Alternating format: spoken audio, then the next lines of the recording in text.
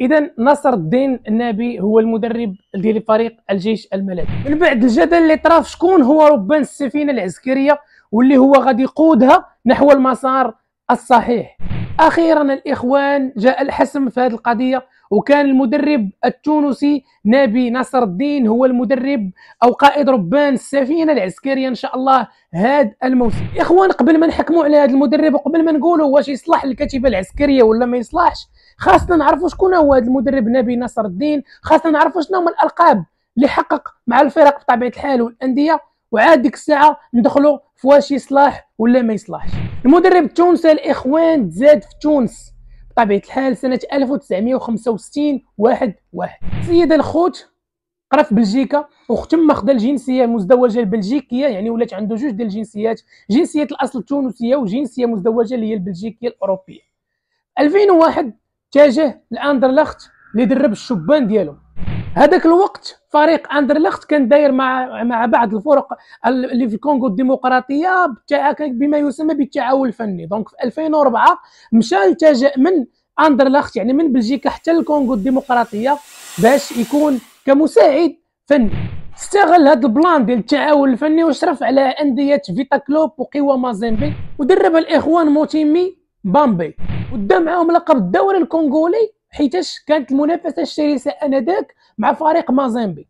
تما بدات الصحافه ديال الخليج بالخصوص الصحافه الاماراتيه كتكتب عليه بحكم ان انذاك كانت مازيمبي هي المسيطره وجا هو حيد لهم اللقب. دونك مشى الاهلي الاماراتي ونقدروا نقولوا ما نجحش معاهم.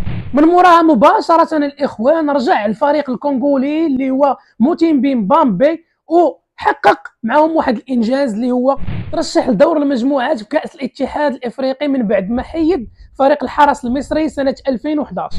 من بعد طراو شي مشاكل ما بين المدرب والاداره وما كملاتش بطبيعه الحال هذه المسيره ديالو مع هذا الفريق، وغير الوجهه ديالو غير تما قريب من الكونغو الديمقراطيه للكونغو برازافيل ودرب فريق اليوبار الكونغولي وحقق معاه اللقب. الاخوان حقق معاه الاخوان لقب كاس الاتحاد الكونغولي. عاوتاني بدا القيل والقال على هذا المدرب على اساس انه خصو يرجع لشمال افريقيا ومشى للاهلي الليبي، ولكن للاسف ما نجحش معاهم عاوتاني، بحيث انه وقع عقد في ابريل سنه 2013 وفسخ هذا العقد سبتمبر 2013. من بعد ذلك مشى للسودان ودرب فريق المريخ وحقق موسم زويون، بحيث انه حقق الدوري السوداني لصالح الفريق ديالو المريخ يعني، وكانت ديك الساعه المنافسه الشرسه مع الهلال السوداني. 2015 رجع لمصر ودرب الاسماعيلي المصري وكذلك ما نجحش معهم وحيت حقق هذاك الموسم الرتبه رقم 13 في الدوري المصري. المدرب التونسي الاخوان صال وجال في العديد من الفرق، واخرها كان يانغ افريكانز التنزاني اللي وقع معاه سنه 2021. بعد 4 سنين ديال سنوات العجاف جا هذا المدرب وفاز بطبيعه الحال مع يانغ افريكانز التنزاني بالبطوله التنزانيه، وكان هذا هو اللقب الثاني له مع هذا الفريق بحيث انه فيتوج بكاس السوبر التنزاني. الاخوان كانت شي هضره كتدور على اساس ان فريق الجيش الملكي زعيم الانديه والامه والشعب كان باغي هذا المدرب ملي كان فرناندو دا كروز، وكانت ديك المشاكل اللي طرات الاخرى مع المدرب السابق كانت مواصلات وكان تواصل بين الفريق وكذلك هذا المدرب، ولكن المدرب كان عنده عقد بطبيعه الحال، كانت عنده منافسات محليه القاب بطبيعه الحال قاريه اللي يطلع للفينال وخسروا مع الاتحاد العاصمه، وكان تيقول لهم اودي راه الا كانت شي حاجه اودي كان واحد الاتفاق مبدئي شفهي بين الطرفين، يعني الطرف المدرب التونسي والفريق الملكي كان اتفاق شفهي نوعا ما كيقول ان الا كان تغيير الوجهه غادي يكون نحو المملكه المغربيه. قطبي الدار البيضاء الاخوان سمعوا بان هذا المدرب وسمعوا الالقاب وسمعوا ان هذا المدرب بدا الاشعاع ديالو كيرجع، فقالوا علاش لا ما يكونش عندنا، وكانت منافسات بطبيعه الحال في الكواليس، وكانت بالضبط الوداد البيضاوي اتصل بهذا المدرب باش انه يكون محاولات مؤكده واكيده باش يكون مدرب للوداد البيضاوي، ولكن الا ان هذا المدرب نبي نصر الدين التونسي الاخوان فضل انه يجي للجيش الملكي زعيم الامه والشعب. وكيبقى واحد السؤال المشاع، واحد السؤال اللي كلشي كيطرحوا بمفاهيم هذا العبد اللي قدامكم، كيقول واش هذا المدرب غادي ينجح مع الفريق الجيش الملكي او لا غادي يكون موسم مثل موسم داكروز.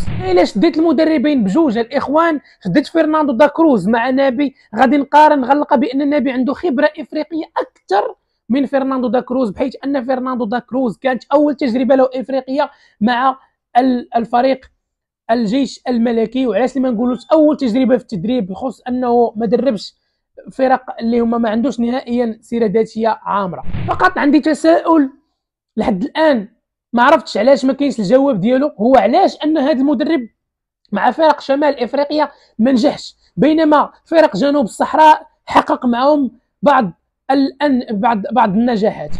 والراي ديال الاخوان فيما يخص واش هذا المدرب غينجح مع الكتيبه العسكريه ولا لا، انا غادي نحتفظ به حتى نشوف السكواد اللي غادي يكون عنده بطبيعه الحال، حتى تنتهي سوق الانتقالات ونشوف التركيبه البشريه اللي غادي تكون عنده، وشكون هو الجهاز الفني اللي غادي يكون عنده، شكون هو مدرب الحراس، شكون هو، يعني غادي نشوف سكواد لا في اللاعبين ولا في ستاف تكنيك.